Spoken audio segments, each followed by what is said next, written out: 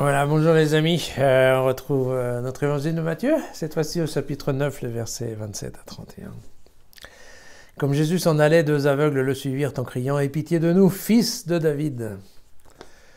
Quand il fut entré dans la maison, les aveugles s'avancèrent vers lui et Jésus leur dit « Croyez-vous que je puisse faire cela ?»« Oui, Seigneur, lui disent-ils. Alors, il leur toucha les yeux en disant « Qu'il vous advienne selon votre foi. » Et leurs yeux s'ouvrirent. Puis Jésus leur dit avec sévérité, attention que personne ne le sache, mais eux, à peine sortis, parlèrent de lui dans toute la région. Voilà, donc on l'a étudié plusieurs fois, ce texte, il est retrouvé chez les autres évangiles avec plus ou moins de détails. Alors ce qui est amusant, c'est qu'ici, on va retrouver dans le même évangile de Matthieu, au chapitre 20, dans les versets 29-34, on va retrouver à peu près le même passage, qui est la guérison des aveugles, mais cette fois-ci, ce sera à Jéricho. Voilà. Alors qu'ici, bon, on ne sait pas vraiment où ça se passe. Ça sera à Jéricho et on va tout retrouver, c'est-à-dire qu'on va retrouver l'appellation fils de David, je ne sais pas, vous vous souvenez, on en a parlé, c'était le mois dernier. On va trouver l'histoire de la foi qui guérit, on va trouver le toucher des yeux, et puis le résultat positif et immédiat. Alors la seule différence, c'est qu'en Matthieu, mais au chapitre 20, en fait, dès que les aveugles recouvrent leur vue, ils se mettent à suivre Jésus. Voilà. Alors qu'ici, par contre, on en déduit, vous voyez que c'est un peu différent, puisque attention que personne ne le sache. Voilà.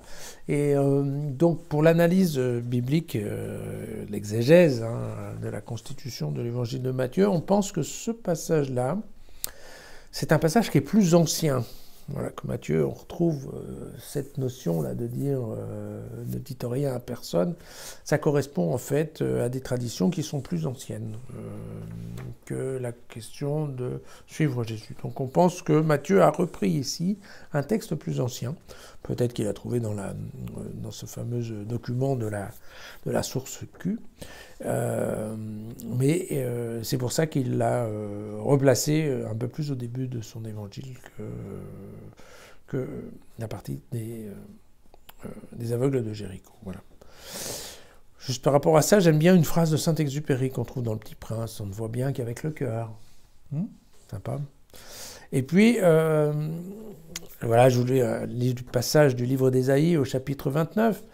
Dans très peu de temps, le Liban ne sera-t-il pas changé en verger, tandis que le verger aura la valeur d'une forêt? En ce jour-là, les sourds entendront la lecture du livre et sortant de l'obscurité et des ténèbres, les yeux des aveugles verront. Donc vous voyez, et à partir de là, les aveugles ont pu voir la gloire de Dieu. Donc résumons. Il est évident qu'il faut avoir la foi pour voir dans les actes de Jésus la main de Dieu. Sans foi, c'est difficilement envisageable. Et c'est quand même un peu différent que d'obtenir la foi en voyant l'œuvre de Jésus. Je ne sais pas si je me fais bien comprendre, mais l'idée c'est que Matthieu, clairement, essaye de convaincre ses amis juifs de considérer les faits et à partir des faits et des actes, d'avoir la foi. Et ce qui veut dire qu'aujourd'hui, par exemple, c'est en effet, on pourrait comprendre ma petite intervention de Jésus Facile comme étant l'idée de vous convaincre qu'effectivement, si on regarde ce qu'a fait Jésus, eh bien, c'est évident qu'il faut croire en lui, quoi. Bon.